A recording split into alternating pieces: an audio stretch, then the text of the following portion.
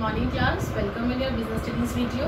Business studies के अंदर हम लोग हमारा ऑर्गेनाइजिंग चैप्टर पढ़ रहे थे। ऑर्गेनाइजिंग चैप्टर के अंदर अब तक हमारे बहुत सारे टॉपिक्स हम लोग उठा चुके हैं, लगभग सारे ही टॉपिक्स हम लोगों ने ले लिए हैं। हमारा लास्ट टॉपिक बचा है जो कि हम आज की वीडियो में लेंगे। बाकी आई होप कि आपने मेरी पिछली सारी वीडियोस देख के अपने सारे टॉपिक्स को अच्छे से क्लियर कर लिया होगा और वो आपको समझ आ गए होंगे।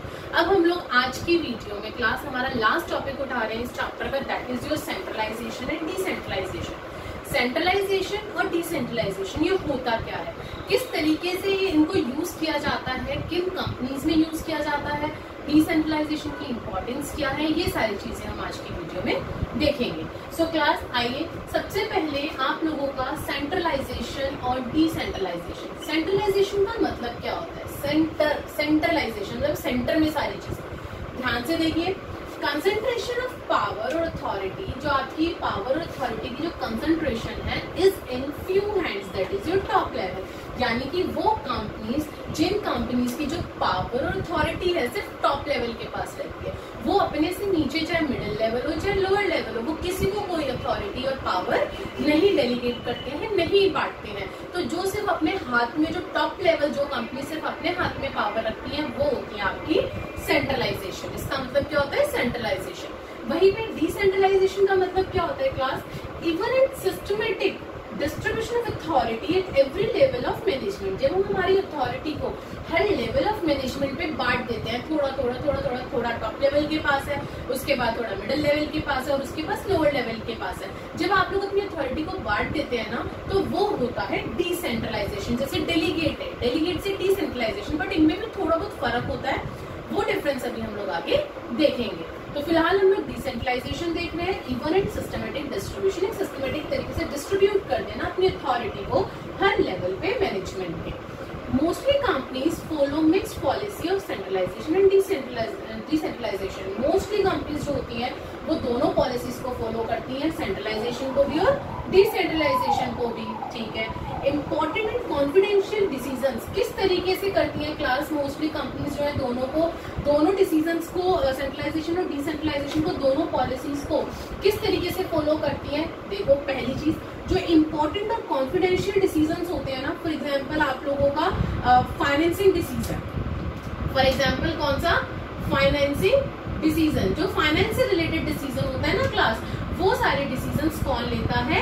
टॉप लेवल लेता है, that is your centralised policy. ठीक है, फाइनेंशियल डिसीजन, सब पैसों से रिलेटेड डिसीजन थोड़ी ना मिडिल लेवल और लोअर लेवल को कहेंगे कि आप लोग भी लीजिए, आप लोग हमारे साथ आके बैठिए, क्या डिसीजन है।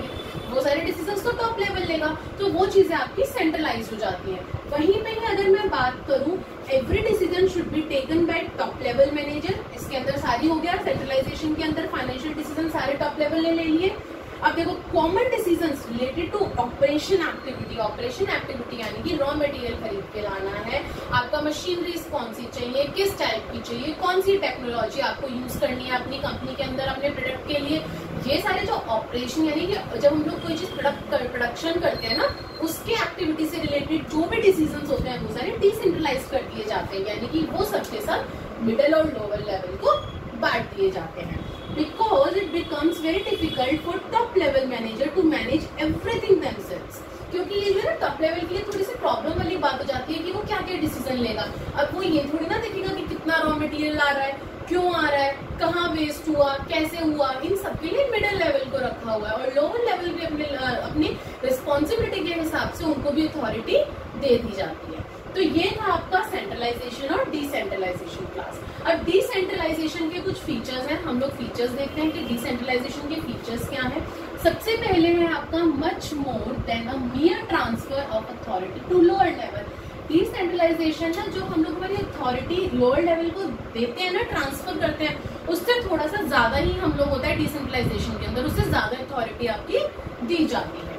It employs disposal of authority. ये शो करता है कि हम लोग हमारी अथॉरिटी को डिस्पोजल कर रहे हैं, यानी कि आगे दे रहे हैं, फैला रहे हैं हम लोग हमारी अथॉरिटी को। It shows the believe that people are competent, capable and resourceful. इससे हमें ये पता चलता है कि अगर हम हमारे नीचे लेवल वाले मैनेजर्स को या फिर हमारे एम्प्लॉयज को अगर हम अथॉरिटी दे रहे हैं, तो इससे ये पता चलता है कि वो लोग, वो एम्प्लॉयज, वो मैनेजर्स कॉम्पिटेंट है काम करने की, कैपेबल है और वो रिसोर्सफुल है, यानी कि वो लोग सारी जितनी भी अथॉरिटी है उसको अच्छे से यूज करेंगे, उसको मिसयूज नहीं करेंगे। Next, recognise the need of authority for decision makers. अब ये चीजें भी होती है क्लास के, रिकॉग्नाइज किया जाता है कि जो अथॉरिटी है वो डिसीजन मेकर्स जो होते हैं ना, वो ये सोचते हैं कि हाँ भाई कितनी अथॉरिटी चाहिए, कितनी अथॉरिटी की नीड है, जो डिसीजन हमें लेने हैं कि हमें उसके हिसाब से हमें जो अथॉरिटी दी जा रही है क्या वो इनफ है, ये सारी चीजें होती है। Next, it indicates that employ at middle और लोअर लेवल, ये दिखाया जाता है कि जो एम्प्लॉयज मिडिल और लोअर लेवल पे होते हैं can assume the responsibility of effective implementation of their decision, कि हाँ भाई हम लोगों को रिस्पॉन्सिबिलिटी दी गई है कि हम लोगों को जो हमारा काम है, जो हमारा डिसीजन जो हमें लेना है, जो हमें इम्प्लीमेंट करना है, वो हम लोगों के इफेक्टिव तरीके से करना होगा। तो जब डिसेंट्रलाइजेशन होता है ना क्लास, तो ये सारी चीजें ध्यान में रखी जाती है क्लास, ये सारे फीचर्स होते हैं आपके डिसेंट्रलाइजेशन के, ठीक है। अब हमने डिसेंट्रलाइजेशन पढ़ लिया क्या होता है, उसके फीचर्स देख लिए, अब बारी आती है डिसेंट्रलाइजेशन की इंपॉर्टेंस की। डिसेंट्रलाइजेशन आखिर इंपॉर्टेंट क्यों है क्लास? पहला पॉइंट आपको होगा, develop initiative among subordinates. Obviously बात है क्लास, अगर आप किसी को अथॉरिटी देंगे, मतलब अपने लेवल की अथॉरिटी आप अपने से नीचे वाले लेवल को दे देंगे, तो उसके अंदर एक इनिशिएट, मतलब उसके अंदर ना एक डेवलप हो जाता है इनिशिएटिव की, देखो भाई हमें अपनी मिडिल लेवल ने, मैनेजर ने अपना काम हमें दिया है, तो वो खुद अपने आप इनिशिएट करना स्टार्ट कर देगा कामों के बीच के अंदर। कैसे? देखो, when top level share responsibility and authority with middle and lower level, it shows their trust and faith in them। ये क्या शो करता है कि मैनेजर को अपने एम्प्लॉयज के ऊपर पूरा ट्रस्ट है और पूरा फेथ है। सो एम्प्लॉयज, तो एम्प्लॉय क्या करते हैं, बिकम मोटिवेट, वो मोटिवेट होते हैं by thinking that top level is showing trust in them, कि भाई देखो टॉप लेवल हमारा कितना अच्छा है, हमारे जो मैनेजर्स हैं, हमारा जो सीईओ का जो पूरा पार्ट है वो कितना अच्छा लेवल है कि वो लोग हम पे ट्रस्ट कर रहे हैं, अपनी अथॉरिटी हमें दे रहे हैं, डिसीजन लेने की पावर हम लोगों को दे रहे हैं, and they get more satisfied with their job. और तब क्या होता है, जो एम्प्लॉयज होते हैं ना, जो सबऑर्डिनेट्स होते हैं, वो अपने जॉब से और ज्यादा सेटिस्फाइड हो जाते हैं कि देखो भाई हमें इस कंपनी में इतना पूछा जा रहा है कि हम लोगों को अथॉरिटी तक दे दी गई है कि हम डिसीजन ले सकते हैं। सो क्लास ये पहला था, बाकी के इंपॉर्टेंस देखिए हम इसके आगे क्या।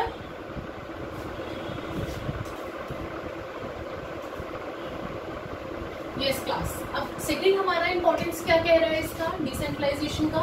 सेकंड इंपॉर्टेंस है develop managerial talent for future, यानी कि पता है इसका मतलब क्या है कि अगर इन फ्यूचर में हमारा मैनेजर जॉब छोड़ के चला गया, तो उस केस में क्या होगा, मान लो मिडिल लेवल का मैनेजर चला गया और उसने अथॉरिटी हमारी नीचे डेलीगेट कर रखी थी, तो लोअर लेवल को पता था कि हमारा मैनेजर क्या काम करता है, तो इजीली टॉप लेवल क्या करेगा, उस लोअर लेवल को मिडिल लेवल के मैनेजर की जगह हायर कर लेगा। तो यही वो पॉइंट में बोल रहा है class, that develop managerial talent for future, future के लिए उस एम्प्लॉय के अंदर मैनेजरियल टैलेंट आ जाता है। कैसे? Employees get experience of work at higher level, employ को अपने हायर लेवल का वर्क का एक्सपीरियंस हो जाता है। It learns the art of making decision, जिससे वो एम्प्लॉय जो लोअर लेवल का एम्प्लॉय है वो भी डिसीजन लेने में सक्षम होता है कि हाँ मैं भी डिसीजन ले सकता हूँ। That employ becomes future manager, और वो फ्यूचर मैनेजर बन सकता है, जैसा कि मैंने अभी बताया कि वैकेंट जॉब है क्लास आपकी टॉप लेवल के ऊपर, तो टॉप लेवल क्या करेगा, हायर कर लेगा, ये तो मिडिल लेवल में से या लोअर लेवल में से एम्प्लॉय को वो इंटरनली रिक्रूट कर लेगा। ठीक है, तो इससे क्या हुआ, मैनेजरियल टैलेंट डेवलप हुआ फ्यूचर के लिए किसी भी एम्प्लॉय में। ठीक है, नेक्स्ट इंपॉर्टेंस है क्विक डिसीजन मेकिंग, एकदम से डिसीजन ले लेना। Top level decision making power every level of manager, जो टॉप लेवल होता है ना वो सबको डिसीजन लेने की पावर अथॉरिटी दे देता है कि ठीक है हर लेवल जो है अपने रिस्पॉन्सिबिलिटी के हिसाब से डिसीजन ले सकता है, उसके पास अथॉरिटी है। लीड्स टू फास्ट डिसीजन, इससे क्या होता है, फास्ट डिसीजन होता है because middle lower level managers do not have to ask every single thing from top level manager.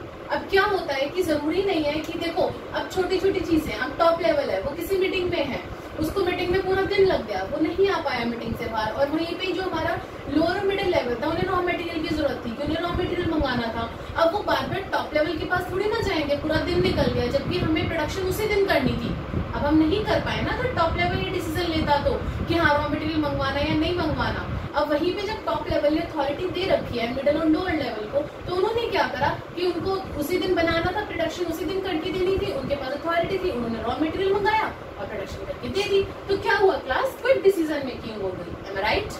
Next है आपका relief to top level manager. अब देखो इससे क्या हुआ, टॉप लेवल को भी रिलीफ था, अगर वो अपने पास अथॉरिटी रखता, अगर सेंट्रलाइज सब कुछ कर देता, अगर वो सेंट्रलाइजेशन पॉलिसी अगर चल रही होती उस टाइम पे उस कंपनी के अंदर, तो वो बाहर वो लोग बैठे रहते हैं मिडिल और टॉप लेवल रूम के बाहर कि हाँ भाई जब हमारा मैनेजर आएगा मीटिंग से बाहर तब हम लोग डिसीजन लेंगे, और अंदर उसके दिमाग में वहाँ मीटिंग की बातों के अलावा और भी बहुत सारी चीजें चल रही होती कि प्रोडक्शन हुई नहीं हुई, पता नहीं रॉ मटेरियल तो खत्म नहीं हो गया, सब ठीक है, तो उसको भी अंदर इस चीज सब चीजों की मेंटल प्रेशर रहता। Am I right? तो अब क्या था, नेक्स्ट जो केस मैंने बताया, इस केस में वो बिल्कुल मेंटल फ्री होके बैठा हुआ था कि हाँ भाई कोई टेंशन नहीं थी, टेंशन फ्री होके बैठा हुआ था कि वो लोग अपने आप डिसीजन लेंगे मिडिल लेवल और टॉप लेवल और अपने आप प्रोडक्शन करवाएंगे क्योंकि उनके पास अथॉरिटी थी। तो वही बोल रहा है relief to top level manager class, top level pass some of their burden responsibility and authority to every level. यहाँ पे उसने दे दी अथॉरिटी उन लोगों को रॉ मटेरियल मंगवाने की, ठीक है ना, प्रोडक्शन एक्टिविटी के रिगार्डिंग कोई डिसीजन लेने की। So they become free to concentrate on important matters. तो अब वो फ्री था अपने माइंड से कि वो मीटिंग को फ्रीली अटेंड कर सकता है। नेक्स्ट इंपॉर्टेंस की है क्लास फैसिलिटेट ग्रोथ। इससे क्या होती है, जल्दी जल्दी डिसीजन लेने से, प्रोडक्शन करने से ग्रोथ होती है। राइट, अगर डिसीजन टॉप लेवल लेता तो उसके प्रोडक्शन में टाइम लगता, प्रोडक्शन में टाइम लगता, आगे सेल के अगर डिमांड जहाँ से आ रखी थी वहां पे टाइम लगता, फिर जो डिमांड कर रहा था कस्टमर वो आपको छोड़ के किसी और के पास चला जाएगा, तो ग्रोथ तो होगी नहीं। बट अगर डिसीजन फटाफट लिया गया, रॉ मटेरियल मंगाया गया, प्रोडक्शन करी गई और फटाफट से डिमांड को कंप्लीट करा गया, तो क्या हुआ कि वो कस्टमर नेक्स्ट टाइम भी आप ही के पास आएगा कि हाँ भाई ये कंपनी जो है फास्ट डिसीजन लेने वाली है और जल्दी से जल्दी प्रोडक्शन करवा देती है, तो हम क्यों ना इसी से हर बार मान लें, तो ग्रोथ हुई ना। वही चीज यहाँ बोल रहे हैं, decentralisation, more autonomy, freedom to take action at every level. हर कोई हर लेवल पे हर किसी को अपने रिस्पॉन्सिबिलिटी के हिसाब से अथॉरिटी होती है कि वो डिसीजन ले सके।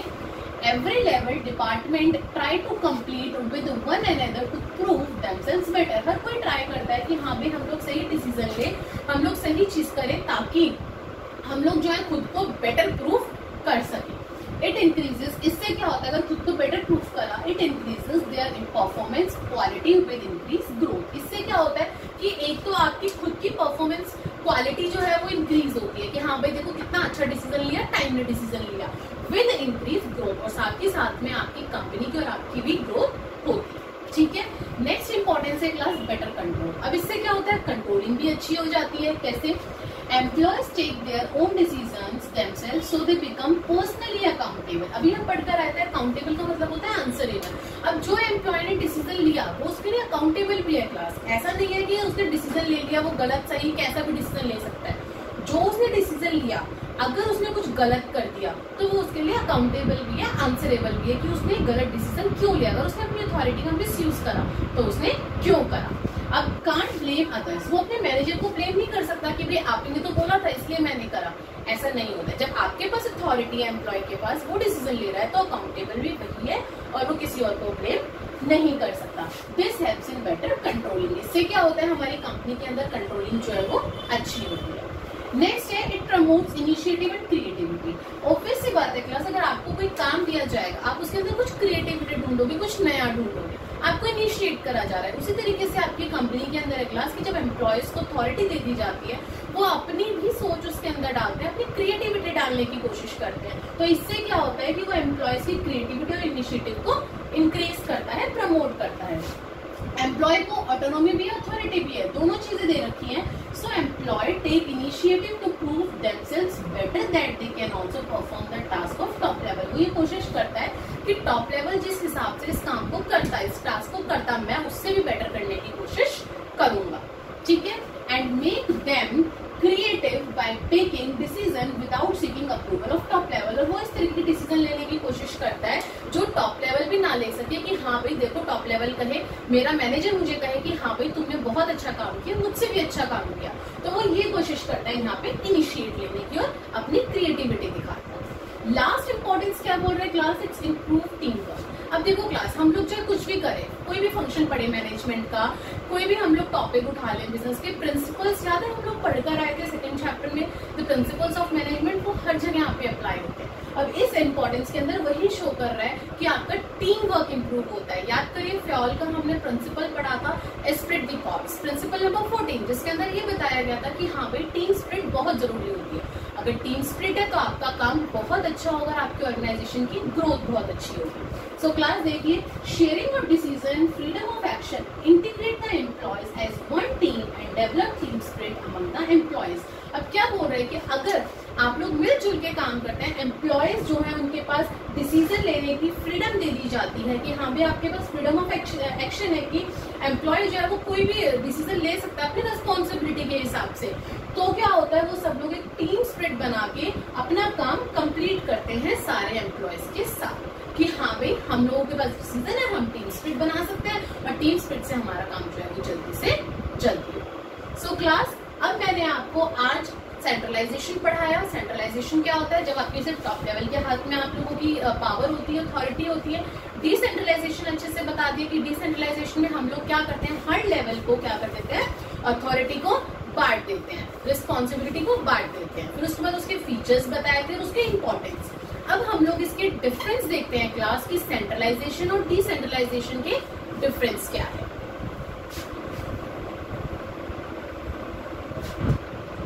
इस क्लास अब हम लोग डिफरेंस देख रहे हैं, difference between centralisation and decentralisation. Difference में मैंने बार बार कहा है कि बेसिस आप लोगों के लिए बहुत इंपॉर्टेंट है, बेसिस के ऊपर ही आप लोगों का क्वेश्चन पूछा जाएगा और डिफरेंस का क्वेश्चन 3 मार्क्स में 4 मार्क्स में आ जाता है। सो प्लीज बेसिस को बहुत ध्यान से देखना क्लास, बेसिस को भी समझना। अब सबसे पहले क्लास मीनिंग, दोनों का मतलब क्या होता है, सेंट्रलाइजेशन डिसेंट्रलाइजेशन। अभी बहुत अच्छे से बताया कि सेंट्रलाइजेशन में सिर्फ टॉप लेवल के पास पावर होती है और डिसेंट्रलाइजेशन के अंदर सबको बांट दी जाती है। सो decision making power is in few hands of top level managers only. Where is it? Decentralization, decision making power is shared, बांट दी जाती है, शेयर कर दी जाती है। Every employee working at different level of management, हर एम्प्लॉय को जो different level of management पे काम कर रहा है। नेक्स्ट है अथॉरिटी। अथॉरिटी किसके पास ज्यादा होती है, किस लेवल के पास, देखते हैं।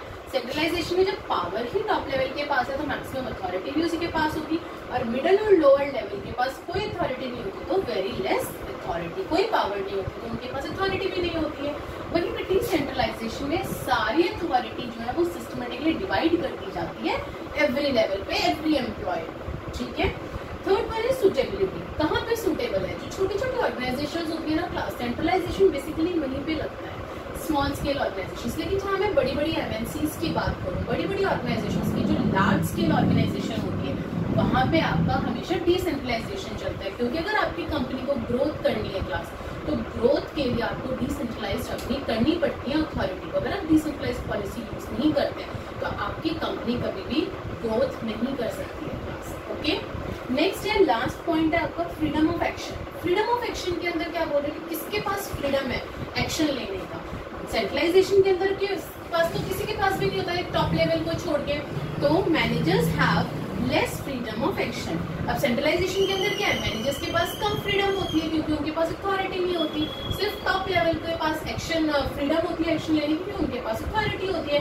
वहीं पे डिसेंट्रलाइजेशन के अंदर मोर फ्रीडम ऑफ एक्शन, यानी कि हर कोई इसके अंदर जो है, डिसेंट्रलाइजेशन के अंदर हर कोई फ्रीडम है, हर किसी के पास एक्शन लेने की, यानी कि कोई भी किसी भी टाइप का डिसीजन ले सकता है अपनी रिस्पॉन्सिबिलिटी के हिसाब से। बार बार मैं बोलती हूँ जितनी रिस्पॉन्सिबिलिटी है उतनी ही उस एम्प्लॉय को अथॉरिटी दी जाती है, उसके साथ उसकी अथॉरिटी शेयर की जाती है। ये तो था class difference between centralisation and decentralisation.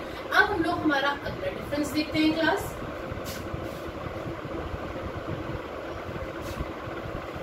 Yes class, next difference देख रहे हैं हम लोग डेलीगेशन एंड डिसेंट्रलाइजेशन का। अभी हम लोगों ने देखा सेंट्रलाइजेशन और डिसेंट्रलाइजेशन का डिफरेंस। अब बारी आ रही है डेलीगेशन और डिसेंट्रलाइजेशन की। आप लोग सोच रहे मैम दोनों का मतलब तो एक ही हो गया, डिसेंट्रलाइजेशन में भी हम लोग पावर्स हमसे नीचे वाले लेवल को देते हैं और डेलीगेट में भी क्या करते हैं, पावर्स को बांटते हैं। दोनों में तो बांटना हो गया, लेकिन क्लास में फर्क होता है। क्या फर्क होता है आइए देखते हैं हम लोग। सबसे पहले इसका मतलब मीनिंग क्या होता है। डेलीगेशन जो है ना क्लास, एक चीज याद रखना कि मीनिंग से पहले डेलीगेशन जो है वो नेसेसरी होती है, कि डेलीगेट करना जरूरी होता है। सारा काम एकदम से एक दिन में अगर किसी मैनेजर के पास आ गया तो वो नहीं कर सकता, वो डे टू डे जो है ना डेलीगेट करता है अपनी रिस्पॉन्सिबिलिटीज और अथॉरिटीज अपने सबऑर्डिनेट को। वहीं पे जो डिसेंट्रलाइजेशन होता है ना, ये ऑप्शनल होता है। अभी हम पढ़ के आए हैं, दो तरह की पॉलिसी होती है, एक सेंट्रलाइजेशन और एक डिसेंट्रलाइजेशन। तो इट इज अ ऑप्शनल, ठीक है, इन दोनों का नेचर ये होता है।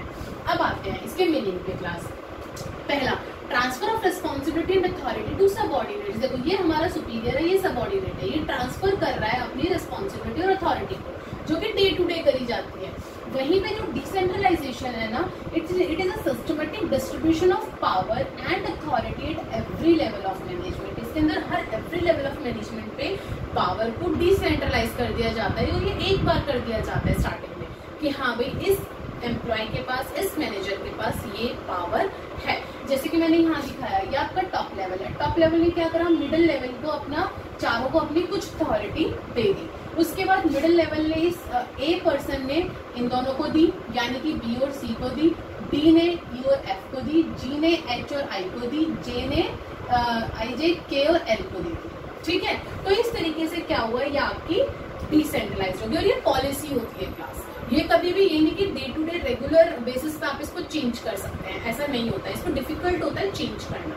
ठीक है, तो ये होता है फर्क दोनों के अंदर। होता दोनों में वही है कि हम पावर इसके अंदर हम रिस्पॉन्सिबिलिटी और पावर को करते हैं शेयर, और डिसेंट्रलाइजेशन के अंदर सिर्फ हम अथॉरिटी को यानी कि हमारी पावर को शेयर करते हैं। आई होप कि अब आप दोनों को इन दोनों में अच्छे से डिफरेंस समझ में आ गया होगा। अगला, इसका स्कोप क्या होता है, पार्टीज कितनी इन्वॉल्व होती हैं इनके अंदर क्लास। देखने से पता चल रहा होगा कि डेलीगेशन में तो लिमिटेड स्कोप होता है, क्योंकि इसमें सिर्फ दो पार्टीज इन्वॉल्व होती है, एक होता है सुपीरियर और होता है सबऑर्डिनेट। वहीं पे जो सुपीरियर जो होता है ना, और जो सबऑर्डिनेट होता है वो उसका इमीडिएट नीचे वाला सबऑर्डिनेट होता है। ऐसा नहीं है कि हम लोगों ने क्या करा, टॉप लेवल ने कोई एम्प्लॉयर उसको काम दे दिया, ऐसा नहीं होता। वो अपने डायरेक्ट इमीडिएट नीचे वाले सबऑर्डिनेट को काम देता है। वहीं पे डिसेंट्रलाइजेशन के अंदर वाइड होता है स्कोप, ये बड़ा है, ऑलमोस्ट ऑल एम्प्लॉयज इन्वॉल्व। देखो यहाँ पे सारे एम्प्लॉयज इन्वॉल्व हो रहे हैं ना, top level passes authority to every level managerial level, यानी कि हर लेवल के मैनेजरियल लेवल के ऊपर वो अपनी अथॉरिटी को इस तरीके से बांट देता है, और इसके अंदर मोस्टली पूरे एम्प्लॉयज आपके इन्वॉल्व होते हैं। ठीक है, अब फ्रीडम ऑफ एक्शन, किसको एक्शन लेने का फ्रीडम है।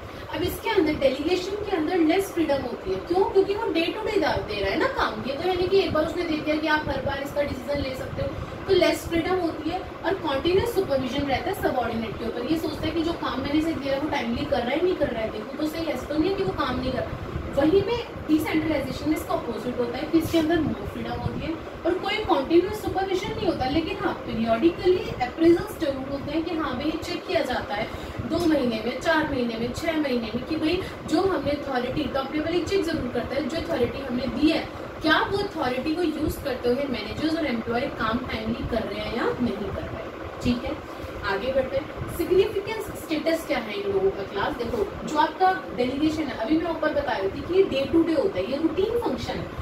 आज कोई और आपको रिस्पॉन्सिबिलिटी देती है आपके सुपीरियर ने, कल कुछ और दे दी, परसों कुछ और दे दी, तो उसी के हिसाब से अथॉरिटी भी मिल रही है आपको रेगुलर बेसिस पे। अब इसमें क्या बोल रहा है, everyday manager shares responsibility and authority with their subordinates, regular basis पे होता है। ठीक है, वहीं पे अगर मैं आपका डिसेंट्रलाइजेशन की बात करूँ क्लास, तो डिसेंट्रलाइजेशन के अंदर क्या होता है, मोर सिग्निफिकेंट होता है। इसमें सिर्फ एक बार दे दी जाती है, वन टाइम डिसीजन है, क्योंकि पॉलिसी मैटर होता है क्लास। ये कोई नॉर्मल डिसीजन नहीं है आपके ऑर्गेनाइजेशन की जो डे टू डे पे आप ले सके, या फिर पॉलिसी है जो कि आपकी डिसाइड स्टार्टिंग में कर ली जाती है कि आपकी कंपनी किस हिसाब से होगी, सेंट्रलाइज चलेगी या डिसेंट्रलाइज चलेगी। और अगर एक बार डिसीजन ले लिया that it is difficult to change, तो इसको डिफिकल्ट होता है चेंज करना। इसका स्कोप क्या है क्लास, ये नैरो स्कोप है जो डे टू डे पे हो रहा है, ये वाइड स्कोप है जिसमें एक बार डिसीजन ले लिया और आपको वही चीज फॉलो करनी है।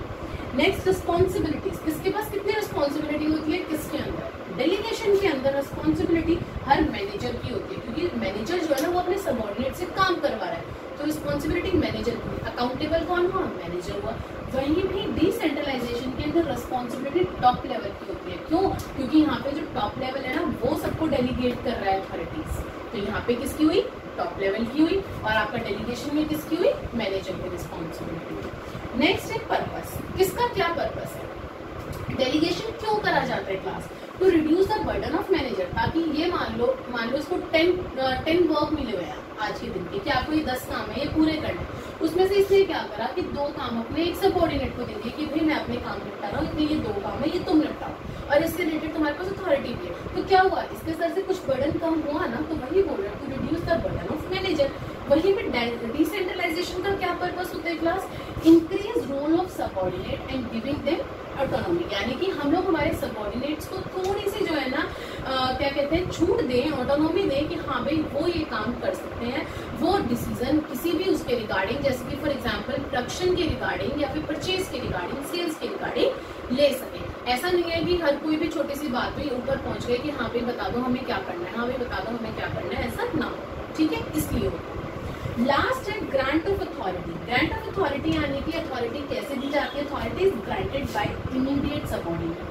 बार बार बोल रही हूँ कि इसके अंदर ये इमीडिएट सबऑर्डिनेट को अपना काम देता है, जो मैनेजर होता है डेलीगेशन के अंदर, कि हाँ भाई सुपीरियर ने अपने से नीचे वाले को काम दे दिया उठा के। लेकिन डिसेंट्रलाइजेशन के अंदर क्या होता है class? Authority is granted bye top level. यहाँ पे अथॉरिटी कौन दे रहा है? टॉप लेवल दे रहा है ना भाई, जो हमारा मालिक है वो उसने पहले मिडिल लेवल को दिया, फिर मिडिल लेवल ने नीचे दिया। या फिर ये भी होता है कि भाई टॉप लेवल ही बताता है कि मिडिल लेवल को क्या मिलेगी और आपके क्या कहते हैं लोअर लेवल को क्या अथॉरिटीज दी जाएंगी। तो इसके अंदर टॉप लेवल जो है ना वो सबको बांट रहा है, और डेलीगेशन के अंदर कौन बांट रहा है? आपका सुपीरियर बांट रहा है। तो ये था class difference between delegation and decentralisation. अब हम लोग हमारा अगला टॉपिक उठाते हैं। आई होप कि आपको अच्छे से क्लियर हो गया होगा, क्योंकि ये इंपॉर्टेंट है एग्जाम के पॉइंट ऑफ व्यू से और ये एग्जाम में आता है।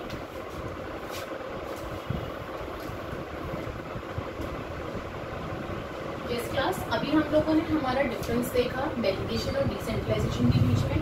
अब हम लोग इन दोनों के बीच में रिलेशन देखते हैं, relation between delegation and decentralisation. इन दोनों के बीच में रिलेशन क्या होता है?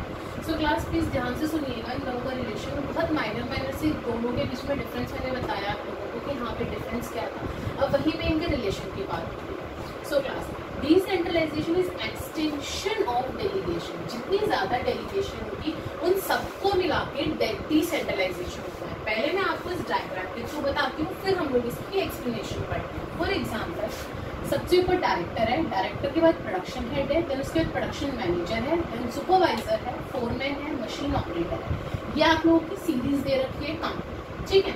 अब देखो क्लास, इसके अंदर डायरेक्टर ने कुछ रिस्पॉन्सिबिलिटी अथॉरिटी डेलीगेट करी है प्रोडक्शन हेड को, प्रोडक्शन हेड ने करी प्रोडक्शन मैनेजर को डेलीगेट, देन प्रोडक्शन मैनेजर ने सुपरवाइजर को करी, सुपरवाइजर ने फोरमैन को करी और फोरमैन ने मशीन ऑपरेटर को। तो ये सिस्टमेटिक तरीके से डेलीगेशन हो रही है ना क्लास, इस डेलीगेशन का नाम है डिसेंट्रलाइजेशन। अगर ये डेलीगेशन जो है कहीं से बीच में टूट जाए, प्रॉपर्ली सिस्टमेटिक तरीके से ना हो डेलीगेशन, तो वो डिसेंट्रलाइजेशन नहीं कहलाती। समझ में आई? वही चीज हम लोग यहाँ पे पढ़ने वाले हैं। देखो, in delegation we multiply the authority with 2, whereas in decentralization authority is multiplied by many, because systematic delegation taking place at every level। देखो सिस्टमेटिक तरीके से हो रही है ना डेलीगेशन एवरी लेवल पे, will result in evenly distribution of authority and responsibility at every level and result in decentralization। और जब हम सिस्टमेटिक तरीके से इसको कर रहे हैं तो ये सिस्टमेटिक तरीका जो है वो क्या निकल के दे रहा है, उसके रिजल्ट से क्या निकल कर आ रहा है? डिसेंट्रलाइजेशन निकल कर आ रहा है। इस पूरे पैराग्राफ के अंदर इन 4-5 लाइन्स के अंदर मैंने यही चीज लिखी है। एक बार और पढ़ देती हूँ। डेलीगेशन में मल्टीप्लाई द अथॉरिटी विद 2, दो के बीच में देखो अथॉरिटी और रिस्पॉन्सिबिलिटी बट रही है ना, डेलीगेशन ये बोल रहे हैं, whereas in decentralization authority is multiplied by many। और देखो डिसेंट्रलाइजेशन के अंदर इन सबके पास आ रही है थोड़ी थोड़ी authority, because systematic delegation taking place, अभी देखो सिस्टमेटिक तरीके से चल रही है ना delegation taking place at every level will result in evenly distribution of authority and responsibility। Every level पे देखो, हर लेवल पे आपकी डेलीगेट हुई अथॉरिटी, और हर लेवल पे डेलीगेट होने से क्या होता है? Result in every distribution of authority and responsibility eight every level and result क्या निकल के आया? डिसेंट्रलाइजेशन। ये पूरी लाइन यही बात हो रही है जो मैंने डायग्राम में आपको समझाया। आगे, if delegation is restricted to certain level only then there will be no complete decentralization। अगर किसी लेवल पे, किसी certain लेवल पे रिस्ट्रिक्ट कर दी है डेलीगेशन, ठीक है, तो उस पोजीशन में, उस सिचुएशन में क्या होगा कि वो आपकी कंप्लीट डेलीगेशन नहीं कहलाती है, सॉरी कंप्लीट डिसेंट्रलाइजेशन नहीं कहलाती है। दोबारा रिपीट कर देती हूँ, अगर किसी सर्टेन लेवल पे रिस्ट्रिक्ट कर दी, नहीं दी गई आपकी डेलीगेशन, तो उस केस के अंदर क्या होता है? There will be no complete decentralisation. तब उस केस के अंदर आपकी कंप्लीट डिसेंट्रलाइजेशन नहीं मानी जाती है क्लास, ठीक है। आगे क्या बोल रहे हैं? Like we see in this diagram, जैसे हमने इस डायग्राम में देखा, there is systematic delegation leads. अभी देखो इसके अंदर सिस्टमेटिक तरीके से चल रहा है ना, सबने अथॉरिटी थोड़ी थोड़ी रिस्पॉन्सिबिलिटी दी है ना सबको अपने नेक्स्ट लेवल को। सो लीड्स टू डिसेंट्रलाइजेशन, जो कि क्या बताता है, क्या है आपका डिसेंट्रलाइजेशन है। यहाँ पे डिसेंट्रलाइज्ड पॉलिसी को फॉलो किया गया। तो ये रिलेशन होता है क्लास डेलीगेशन और डिसेंट्रलाइजेशन के बीच में। अब एक छोटा सा हम लोग टॉपिक और उठाते हैं इसका क्लास, कि वो छोटा सा टॉपिक आपका क्या कह रहा है। ये क्लास अभी हम लोगों ने रिलेशन देख लिया कि रिलेशन क्या है डिसेंट्रलाइजेशन और डेलीगेशन के बीच का। उससे पहले हम लोगों ने डिफरेंस देखा था। अब हमारा क्वेश्चन ये उठता है, क्या डेलीगेशन और डिसेंट्रलाइजेशन हर जगह जरूरी है क्लास? नहीं, अभी हम डिफरेंस में भी पढ़कर आए थे कि डेलीगेशन तो नेसेसरी है, बट डिसेंट्रलाइजेशन जो आपकी पॉलिसी मैटर होता है वो आपका हर जगह कंपलसरी नहीं होता है। It is a matter of a policy. So class देखिए, यही चीज हम लोग यहाँ पढ़ रहे हैं that delegation is necessary. Delegation तो नेसेसरी है in every organisation, but decentralisation is option. लेकिन जो डिसेंट्रलाइजेशन होता है ये ऑप्शन होता है, जरूरी नहीं है कि हर मैनेजर जो है अपने सबॉर्डिनेट को या अपने एम्प्लॉय को जो है वो अपनी कुछ अथॉरिटी या रिस्पॉन्सिबिलिटी डेलीगेट करे। It is not compulsory. So देखिए क्या लिखा है इसके अंदर, पढ़ते हैं। Delegation is an essential part, okay, no organisation can work without using concept of it. Delegation तो इतना इंपॉर्टेंट है कि कोई भी ऑर्गेनाइजेशन विदाउट डेलीगेशन जो है वो वर्क नहीं कर सकती है। As there is no individual who can do all the work himself only. कोई भी ऐसा पर्सन नहीं है जो सारा काम खुद कर सके, जितना काम कंपनी उसे देती है, जिस काम के लिए कंपनी उसे रखती है उससे ज्यादा ही काम देती है। ऐसा पॉसिबल नहीं है कि सारा वो खुद कर पाए, ठीक है। Important to do work done efficient and effectively. अगर आपको अपना काम इफेक्टिव वे में करना और एफिशिएंट तरीके से करना है ना, तो आपको डेलीगेट करनी पड़ेगी अपनी रिस्पॉन्सिबिलिटी और अथॉरिटी, वहीं करी। Whereas decentralization के लिए क्या कहा गया है class, that decentralization is required when only top level can't manage it। वहीं पर decentralization आपका तब जरूरी है जब टॉप लेवल जो है वो सारी चीजें मैनेज नहीं कर पाता है, तब आपका डिसेंट्रलाइजेशन चाहिए होता है। इन प्रेजेंट एरा, आज के टाइम पे जब लिबरलाइजेशन और ग्लोबलाइजेशन का टाइम है क्लास की, इतनी कंपनीज आपके मार्केट के अंदर है, मार्केट कितना कॉम्पिटिटिव मार्केट है आपका, ग्लोबलाइजेशन, आप ग्लोबल लेवल पे अपना बिजनेस रन कर रहे हैं। Fast and quick decisions can be taken through it. तो आपका फास्ट और क्विक डिसीजन लेना जरूरी होता है। But still many organisations are working little on no decentralisation. But आज के टाइम पे भी क्लास, जिस टाइम पे हम लोगों को अपनी ऑर्गेनाइजेशन की ग्रोथ के लिए फास्ट और क्विक डिसीजन लेना जरूरी है, लेकिन उसके अंदर भी बहुत ऐसी कंपनीज है, still many companies that they are working with little or no or they are decentralisation. ऐसी बताओ, ऐसी कंपनीज भी है जो अपनी अथॉरिटी, ऐसी टॉप लेवल भी है जो अपनी अथॉरिटीज को बांटना भी नहीं चाहते। इसका मतलब वो लोग ग्रोथ नहीं चाहते अपनी ऑर्गेनाइजेशन की, वो लोग सबके साथ मिलकर नहीं चलना चाहते। आगे क्या बोल रहा है, it is a matter of choice. ये क्लास मैटर ऑफ चॉइस है टॉप लेवल का and preference of top level management. और ये टॉप लेवल मैनेजमेंट की प्रेफरेंस होती है एंड नॉट कंपल्सरी। और जरूरी नहीं है कि वो डिसेंट्रलाइजेशन करेगी करे। ये किसकी चॉइस है? टॉप लेवल की चॉइस। सो क्लास, आज की वीडियो के अंदर बेसिकली हम लोगों ने हमारा सेंट्रलाइजेशन देखा, डिसेंट्रलाइजेशन देखा, और डिसेंट्रलाइजेशन और डेलीगेशन के बीच में डिफरेंस, रिलेशन, और लास्ट में क्या जरूरी है और क्या नहीं ये देखा। सो क्लास, हमारा ये चैप्टर इस टॉपिक के बाद कंप्लीट होता है।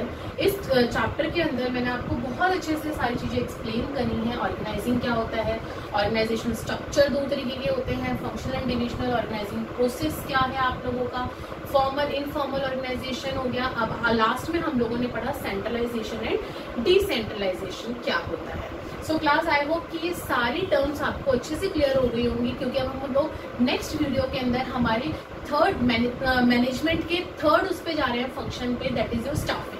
हम लोगों ने स्टार्टिंग में बोला था कि हम एक एसी प्रोडक्शन कर रहे हैं, एसी की प्रोडक्शन कर रहे हैं, हम लोग उसी कंपनी खोलना चाहते हैं। तो हमने प्लानिंग कर लिया कि हमें एसी बनाना है। उसके बाद हमने अब स्ट्रक्चर भी बना लिया कि हमें कितने लोगों की जरूरत है, कौन सी जॉब हमें मेंटेन करनी है हमारे ऑफिस के और फैक्ट्री के अंदर, कितने लोग काम करेंगे, ये सारी चीजें देख ली। अब जो थर्ड फंक्शन है ना class, that is your staffing. क्या हम लोग लोगों को रिक्रूट करना स्टार्ट करेंगे, हम लोग स्टाफ अपना क्रिएट करेंगे, हम लोग अपना स्टाफ बनाएंगे। तो स्टाफ कैसे बनेगा, वो सारी चीजें हम लोग स्टाफिंग के अंदर देखेंगे। मिलते हैं नेक्स्ट वीडियो में with new chapter, that is your staffing. Please like and share the video and subscribe the channel. Thank you.